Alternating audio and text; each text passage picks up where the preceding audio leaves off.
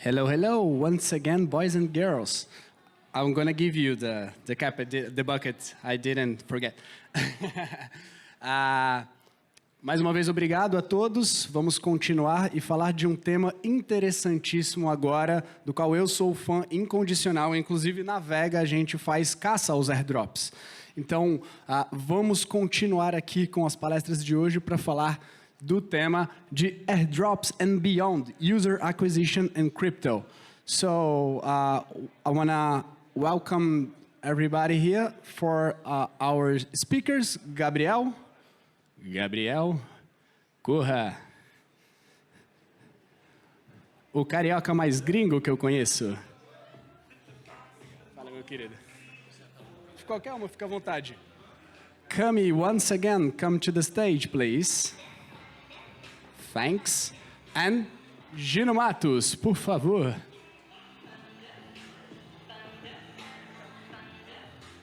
Fala, Gino, obrigado. Tem mais microfone aí? Não.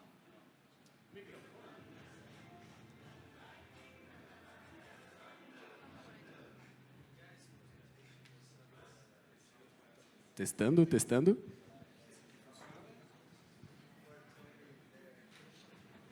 Hello, hello. Hello. So thank you everyone for joining us for this panel. I would like to start asking the most important question to Camila, which is one token. I knew you were going to say that.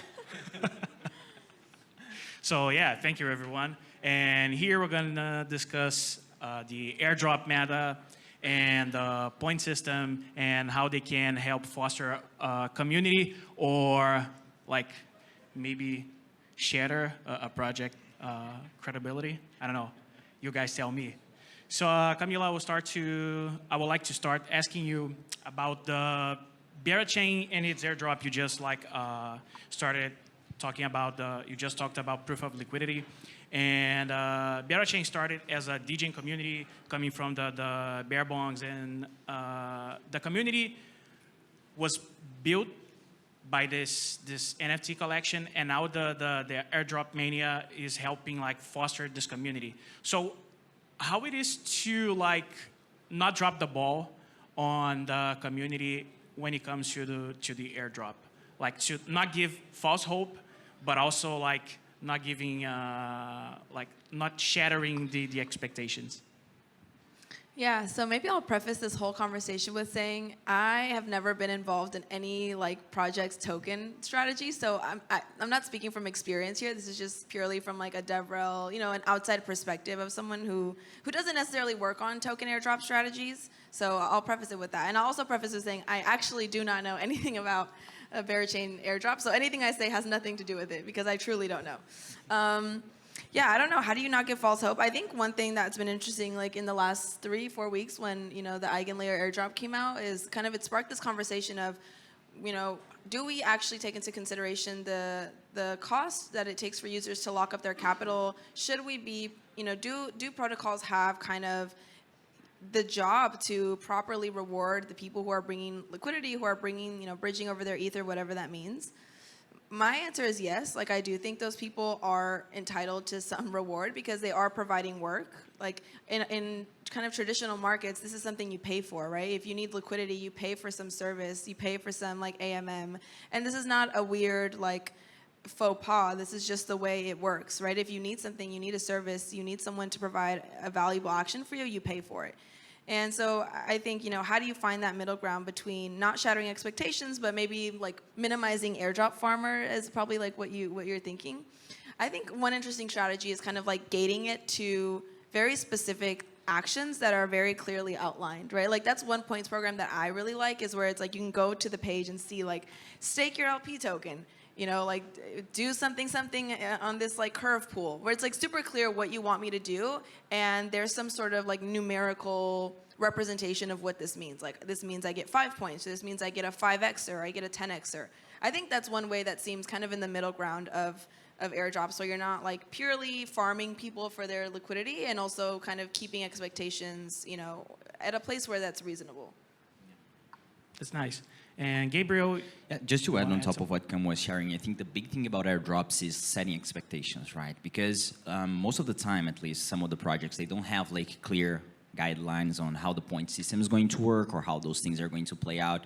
So you're kind of not gambling, but you're like taking your chances like, hey, I'm going to do this and I'm going to provide liquidity, or I'm going to do some interesting things, interact with the protocols just to get some points in order to be eligible for airdrop. But like most of them, they didn't promise you anything. But at the end of the day, like, does the project owe you something or not? I think that's the big question, because as you guys were mentioning, like, you're providing liquidity, you're spending not just money, but like time, effort, etc. Just like digging into the project, understanding if this is safe to interact with, what you can do, and all that. So, I mean, many people believe that, yes, I mean, the project owes me something because I'm giving them my attention at least. So I actually, I mean, I'm expecting something in return. But is that like something that all projects are going to provide? I mean, we have seen it not. I believe like most of the people that are here have gotten airdrops that they were like, I mean, come on, it was not even worth my time, you know, like that doesn't even, I mean, save my money. So I think that's something that all projects like moving ahead need to keep in mind, as Cami was like sharing before in her speech, like, I mean, just thinking of these points matter, how we are going to evolve from this, like what's next. I think that the big thing for projects is understanding how to set proper expectations while also trying to avoid airdrop farmers, which by any means is an easy task, but it's like, it needs to be done. Some solutions need to come up for it. Nice. And on this point matter, like airdrop is super cool for projects to get users and maybe retain some of them. That's why, that's how they grow their user base, one of the ways. But it's kind of turning into a dangerous game now, like playing with a sharp knife, because you are starting to see a lot of backlash, because like you both said, people are expecting, they're not doing a favor for the project, right? Because they showed their metrics and it's our capital there. So how do you guys see, starting with Gabriel now, how do you see this meta changing, like the points? And this is just like, we're just like trying to see the intangible right now. Trying to find something that makes sense for both sides at the end of the day, right? I think it's like trying to find common ground is hard always, because like it's somewhat like when you're trying to collaborate with another partner or another business, like you need to find like something that is reasonable for you and the other party. Not easy. Like always someone is going to get more than the other. Like it's very hard for you to actually find a sweet spot in the middle. So I think that projects in general have been using like different strategies. It goes from referrals and like points, etc. Just like trying to understand how they can actually, I mean, put some points mechanisms that actually make sense. But I believe that in the future, like little by little, what we are going to see is, I mean, every single time we're going to see projects thinking more long-term than short-term. So we are seeing it already, not a one single wave of airdrop, but actually a lot of waves, a lot of like quests, etc. So I think that is one step that projects can take. But like, how long are you actually going to do this? Is it going to be just like for a year or 2 years? Like you think of like when projects hit mainnet, how long it actually takes for them to airdrop their like L2 tokens, for example, like usually 2 years or more or less that time frame. So I think that at the end of the day, I mean, it depends on projects to come up with interesting ideas, but I firmly believe that little by little, we are going to incorporate in Web3 some of the things that, that are already being done on Web2, because most of the things that actually we do, like we don't invent anything. Everything is a remix, right? At the end of the day, like we don't come up with, oh my God, this is completely new, etc. It's something that already exists that you like take footprints here and there and you put something together. And I believe that just like starting with referrals, which is something that is very common on Web2, but I think that we're moving towards somewhere like people are going to start using like content creation, like organizing information about the project. And I think all of that, because nowadays we need to dig into crypto Twitter, for example, for information, to find the right KOLs, to find the right people, the right source of informations. So I think content in general is something that we need to like, I mean, have it synthesized a little bit more easy for people to understand, because us all here, I believe like 99% of people here are kind of degens, you know, we go after shit, we know who are the people, etc. But what about the others? What about the new users? How to acquire a new community? That's the thing that I believe little by little we are going to learn from Web 2 and adapt into Web 3 so we can actually build long-term and not just like 6 months, 1 month hype narratives and all that. I think one thing that's really interesting is what Layer 0 did recently with their Sybil reporting form, where basically, for people who don't know, they basically put out a tweet and said, if you're a Sybil, you can report yourself as a Sybil, report your wallets, and you can get 10% of what you would have gotten, or you cannot report yourself, and if we find out that you Sybiled us, you'll get nothing. So it kind of left it up to these people to decide for themselves, is it worth the risk of not reporting? Should I just take my 10% and be happy?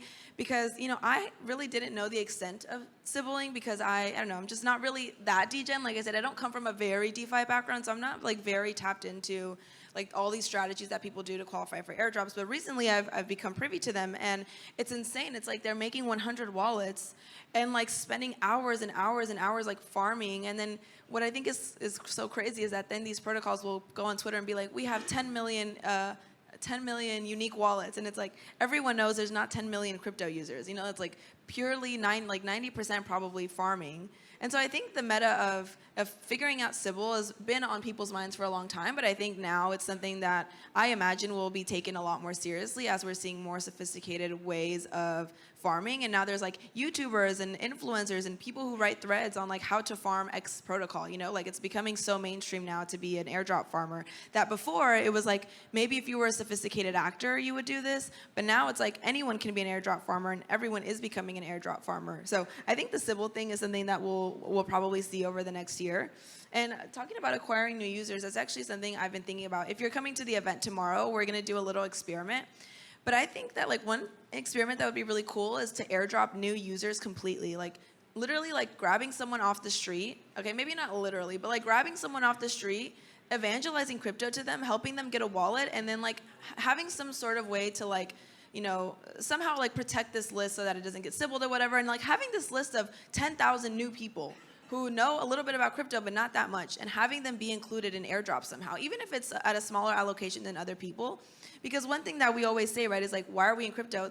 People can say that it's for changing the world, for technology, and I believe that, and I think that's true. I don't think people are lying, but I also think the bottom line of everyone in crypto is economic, right? That is the point of crypto. There's an economic factor here. Whether you want to change the world, I want to change the world, and I'm in this industry because there's an economic factor. So we all are here for money. Why wouldn't we attract new people with the same meta? Everyone wants to make money, So I think one strategy that's interesting, and I wish if I were a protocol, if I had the power, I would experiment with this. I would try to find like 10,000 people, evangelize crypto to them, help them set up a wallet and literally airdrop them and just see what they do. Do they dump it immediately? Like my thesis is that when you have money on the line, you become more interested, right? Like you're checking, did my money go up? Did my money go down?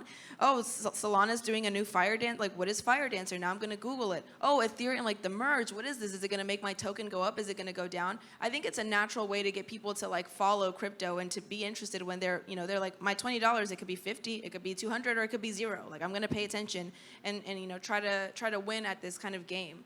So that's what I would do, and that's what I would love to see be experimented with. And actually, if you're coming to the event tomorrow, we're going to do a mini version of this experiment. I have friends that are locals here in Brazil, and they're coming. They don't know this, but I'm going to have them open up wallets, and we're going to airdrop them a small amount. I don't know how much. We're going to crowdfund a small amount. I'm going to ask everyone for like $5, and we'll airdrop it to a couple of Brazilians, and we'll follow their journey for the next 6 months and see what happens. That's cool. About the Sybil, I'm not a snitch, so I'm not like giving my information to Layer 0. I'll let them figure out. They figure out. Let them do the work. You're giving them a chance, yeah. So about the round meta you just mentioned, Gabriel, do you think that this is something useful to avoid like more Sybils? Because a common meme for airdrop farmers, and we have a couple of them here, is like, I'm tired, chief. Like I'm really tired of pressing buttons and stuff.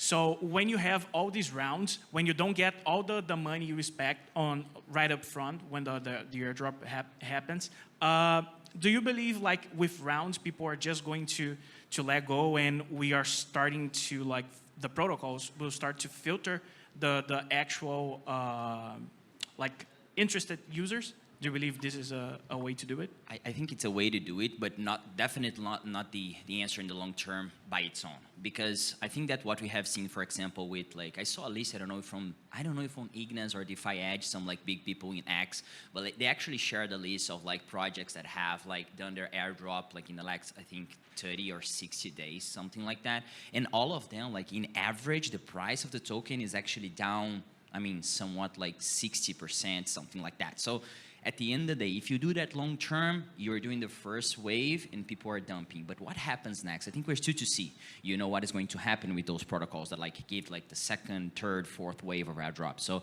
waiting on that to see what's going to happen at the end of the day. I feel like it's part of the solution, definitely, in my opinion. I think long term, you can think of like how much of the liquidity you want to like kick things off with and how much you actually want to, I mean, airdrop in later stages. So I think it's part of that. But as I said, I mean, it's a balance. You win here, you lose there. So you're probably winning here, getting some like real users in the long term, but the price of your token may, I mean, be damaged a little bit. So how do you want to play around with that? I think it's like any protocols, like many protocols will have different ways to figure it out. It depends on also like how you actually work with them. Like some tokens, you have some great utility, you know, and I think that's another thing, like potentially like lowering fees for holders, stakers, whatever. Like you can think of many different ways of actually adding value and let's say fake utility for a token, because we see a lot of that out there. But at the end of the day, I definitely think it's part of the solution. I mean, that's what I would say. What do you think, Camila? I don't think so. I think you guys are relentless, and you guys don't have jobs, so you're just like pressing buttons all day. But it's tiring though. Yeah. I don't think that. I don't really think that filters that many people out. I imagine. Yeah, because it's not just pressing buttons, right? We have a few guys here in Brazil. They have all their complex strategies to farm airdrops. We have a famous guy here in Brazil. This guy is called DeFi Remora. He's like a yield hunter, and he's always like making up strategies to just farm airdrops. And I think he gets more money from the yield, like the incentives, such as Blast now, right? They are like throwing a lot of incentives, and he gets more money from those incentives than from the tokens itself. So yeah, this is another question. Like, how can projects, whole ecosystems, like I'm talking about blockchains right now, right? How can they like not drop the ball after throwing money to the users? When you you have Blast right now, they have rising volume for the derivatives, decentralized exchanges. How to like keep it without the money, right? Because we have the money on the line, like you said. When we have money on the line, we are more interested. But how to like not throw a lot of money at the beginning and keep people interested? Not to shill too much here, but like mechanizing it into the protocol somehow and cementing it seems like a good way to, even once the airdrop has passed, you're still making money with POL, right? The airdrop will pass, but if you're a BGT holder and you're delegating to a validator, like you're always going to be winning rewards from the chain, regardless of airdrops, regardless of any like external reward system. It's cemented into the chain, and that's why personally I'm so bullish, because I don't think it's a mechanism that exists in other places. And we see, right, when Base came, everyone migrated to Base. Then Blast came, and everyone took their liquidity and went to Blast. Whenever some new chain that's offering Ponzi yield comes, they're going to move their liquidity there too. And so there's not really a way, like we don't really see sticky liquidity happen. And the other side of this is like POL kind of, incentivizes sticky liquidity, because it says the opportunity cost of you leaving, you're going to miss out on these rewards that are like mechanized into the system for you to go maybe speculate on something else. So I think that's like one way, is how do you make people's money and capital work, make it efficient so that they're still getting rewarded even past the airdrop? I'll be honest, I think there's a phrase that says that in a capitalist world, capital will always find its way, right? And I think like in the blockchain is exactly the same thing, but we are just like, let's say on steroids on this, because we will always look for the biggest yield or the biggest opportunities and all that. And I think that one thing that can potentially, I don't know, but I do believe that it can potentially like balance things out is just like having a great UX. Because if you think carefully, like little by little, we are moving towards a crypto space where like everything is just like, I mean, everything intersects. You have like bridges now. You can like take money from any chain to any chain, any protocol to any protocol. So what makes you stay, in my opinion, will be two things. First, of course, as Cami said, like yield, like where's the money at? Like that's what people want. I mean, working on CoinMarketCap, dealing with people all day, like we know, like people just want to know like what's the next big pump or where is the next yield and all that. So I think that if you are able to have such a good experience for the user, that the user just like, it sees other yield there, but it's like, nah, but here is like comfortable for me. You know, I'm getting a good yield or like whatever, but this UX really makes sense for me. I think they tend to stay more. I mean, as we were saying, like you have right now, like the Bitcoin blockchain, for example, things you do there, like it's a different experience for sure. You know, it's like, it's slower, it's different, you know, for people that are used to doing DeFi on ETH and like Solana, like it's completely different, right? And then I think that when you start to get a feel for that, yeah, it's like, it's new, and because it's new, like, I mean, you drink like clear water, you know? So it's like, it's good to be there, but at the same time, I don't know if you want to stay on a place like that long term. You want to be where the UX is like, okay, I can make a swap, I can make a transaction, things go through, you know, you don't have like a lot of issues on doing things. So I firmly believe that 100% yield, where the money at, is the big thing. But right next to it, I think if you have a good enough UX and a good enough experience for the users, you can retain a little bit of them at least.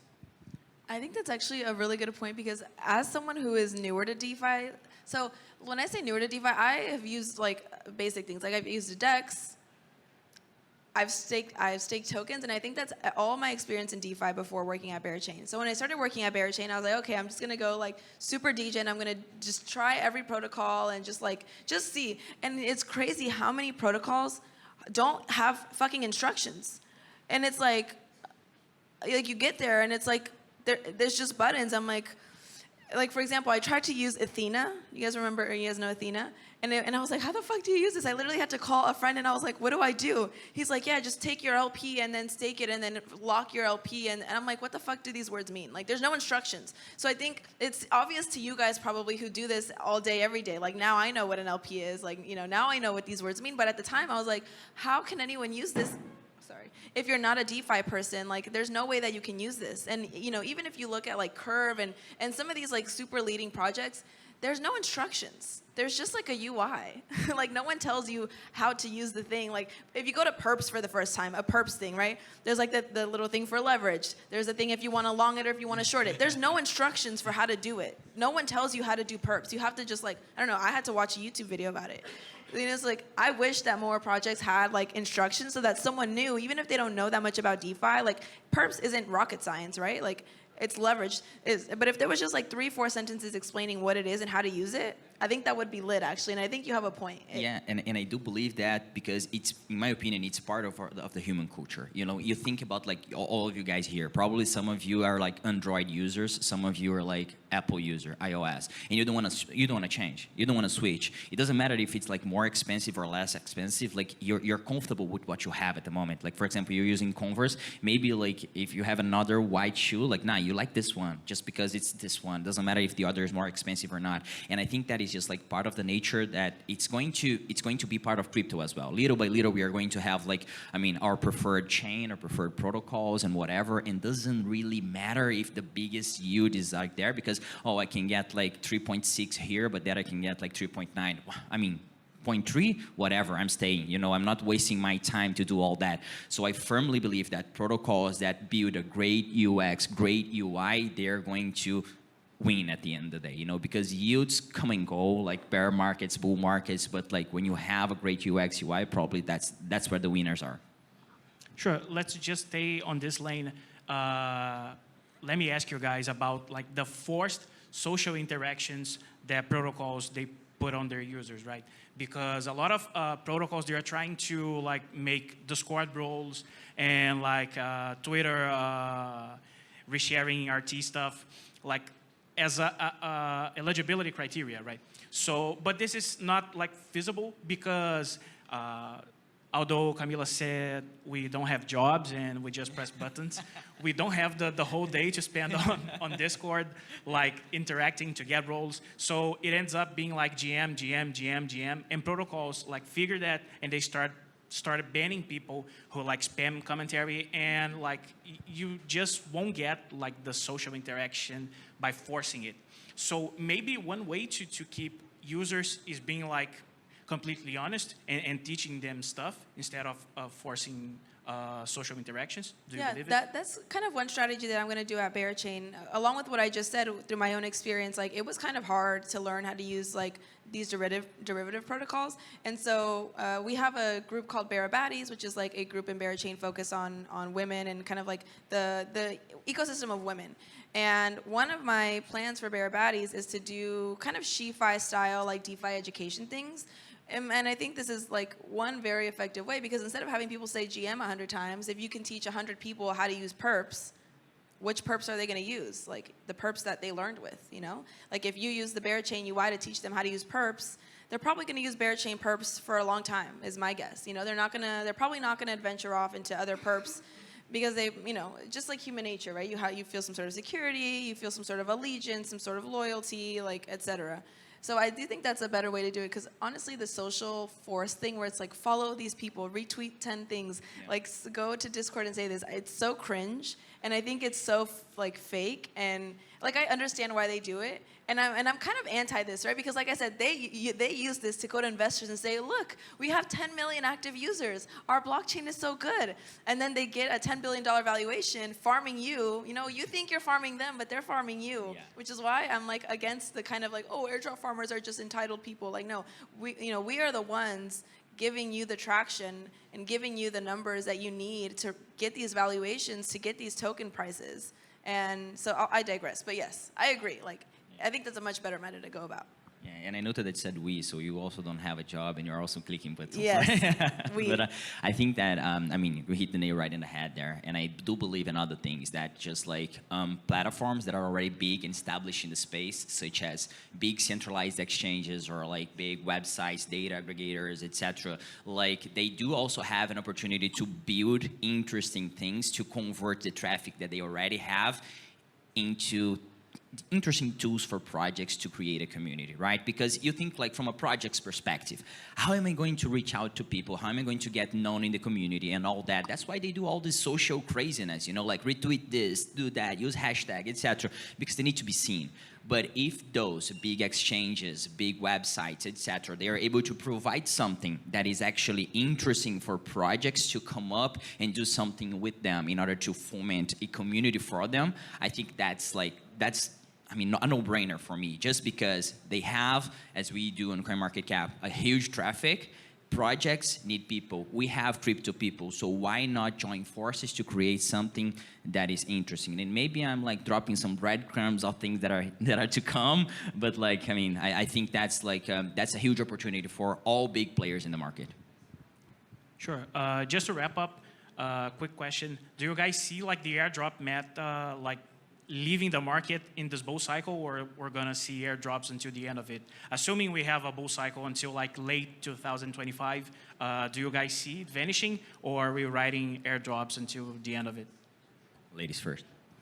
I think we'll probably ride airdrops until the end, but only because they need a way to distribute their token. Like airdrops are not a way to say thank you, we love you, thank you for using. No, they need to distribute their token so other people can have it. So I think airdrops will continue because they need a way to distribute it massively, and they need a way to somehow create small filters for people that are like at least somewhat interested in their protocol. So I do think that we'll see airdrops, because otherwise, you know, the alternative is like what? To create some sort of smart contract where anyone can come claim. Like obviously that would never work, because someone will, you know, it'll get vandalized and it'll get exploited too much. So I think it's the only solution that we have for distributing tokens away from the team and like reaching the goal, which is to distribute and decentralize those tokens. Yeah, I agree. I think it's not going away, at least until the end of the bull market, to be very honest with you. And I do know that, like, probably, right? I am assuming a lot of people that are here also to have some, like, airdrop alpha and stuff, which is not something that we propose ourselves to give.